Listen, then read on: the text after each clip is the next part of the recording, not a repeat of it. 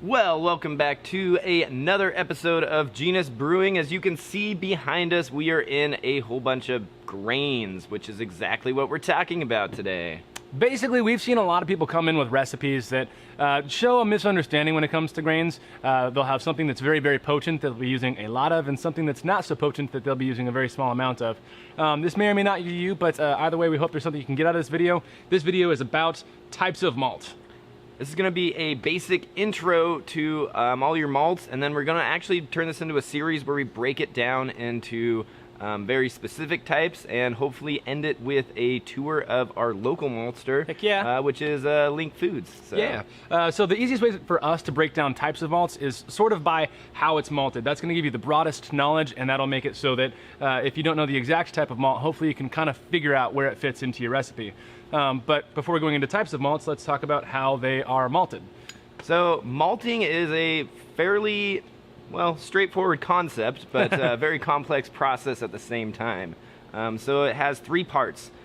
First of all, you have your germination, which is where you're going to actually germinate the seed, and then drying, which is stopping that germination, and then you have the kilning process, which is really going to be the one that gives you that whole variety of flavors, colors, everything from your pale base malts to your super, super dark roasted malts. And there's a lot of variability in all three of those steps, but we're not going to talk about that in this video. That's what we're going to, associate with an expert. Yeah. When we go to. But we are going to focus a little bit on the kilning process, because that has a lot to do with how these malts end up being categorized. Basically, you can kiln your malts at low temperatures for a short amount of time, all the way up to high temperatures at a long amount of time. And that'll give you a bunch of different flavors. So when we go into our different categories, you'll hear us talk about that part of it a lot more. But speaking of things that give things different flavors, it's not just the way a single grain is malted. There's a lot of other things that go into the flavors. One of those things is going to end up being the actual type of grain that you're working with and the heritage of that grain. So whether you're talking about just barley, which is going to be most malts, or other malts like wheat, triticale, spelt, whatever, you name it, and also then the variety within that. Our local maltster Link happens to use a whole bunch of these heritage type varieties, which have varying degrees of flavors, even though they're kilned in the same way.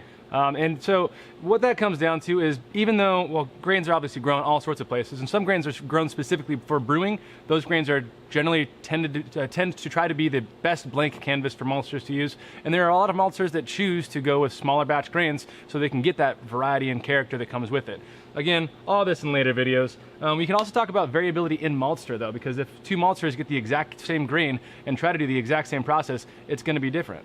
Funny that you mentioned that, Peter, because we have some side-by-sides going already, so stay tuned for those tastings. Heck yeah.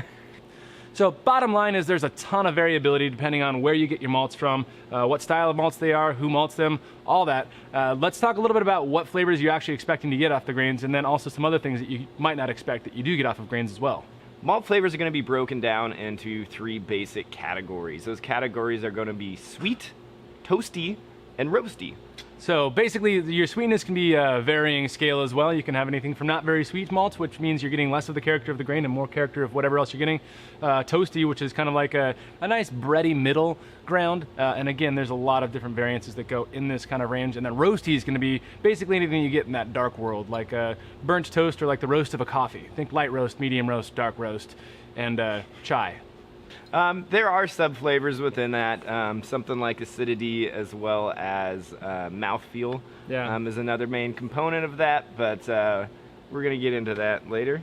So yeah, you do get to, there are specific grains that'll throw certain flavors that they're really trying to aim for. For example, a honey malt is trying to taste like honey. They do that with a combination of two different things, but again, that's a more specialty malt, and we'll talk about that later. Another thing that malt throws is color. We should probably talk a little bit about how color is graded and what all you can get in the range of color. So color you're going to most frequently see listed in recipes under Lovabond or SRM. Those are essentially the same thing. They're interchangeable. I've seen a lot more people using SRM these days. Yeah. And it goes on a scale from basically 0, there's nothing that's actually 0, but basically 0 all the way up to, I think the darkest I've seen is around 600. Yep. Yeah, and what this comes down to is, in a loose reference, the longer and hotter you kiln a malt for, the higher in color it's going to be. With that said, there's some kind of weeble wobble room in there. Yep, and we'll talk about that when we talk about the different styles of malts as well. But it's important that you know SRM.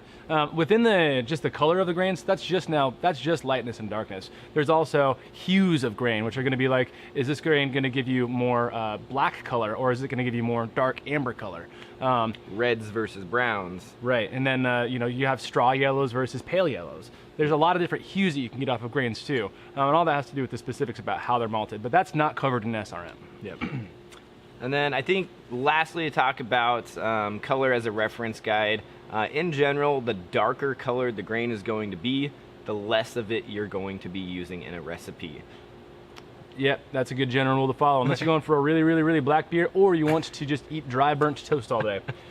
Other things that grains will throw, we have things like mouthfeel, how much puffiness or body they're going to give your beer to them. And that's, you know, that can come in a variety of different ways. It can be like more of a chewy mouthfeel, or it can be a very puffy, it's called dextrinous mouthfeel.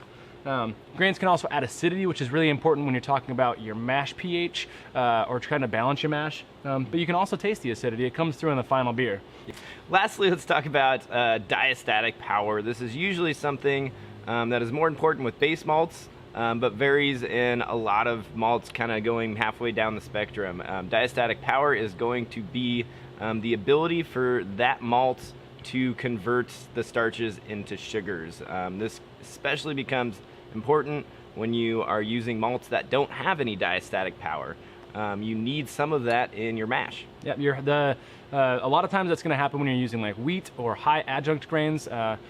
Even wheat by itself can 100% be mashed because it has enough diastatic power, but if you use wheat malt with unmalted wheat, it wouldn't be able to convert all the unmalted wheat, so you need to add something with more enzymes. And so the diastatic power is pretty important to focus into when you're talking about all the different types of things that you want to think about.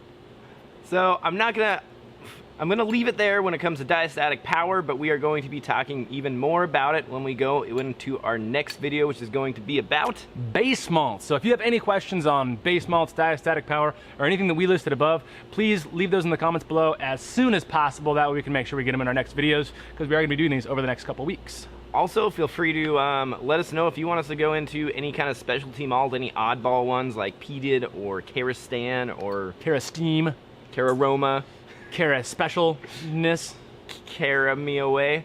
But yep, so that's gonna be it for the intro video. Hopefully y'all enjoyed this, so stay tuned, clink it, drink it, and stop spilling tea on me. Gosh dang it. I'm like soaked over here because he keeps just like splashing his tea. This isn't an old drunk pirate song. We'll see you next time on Genus Brewing. Vive la journey.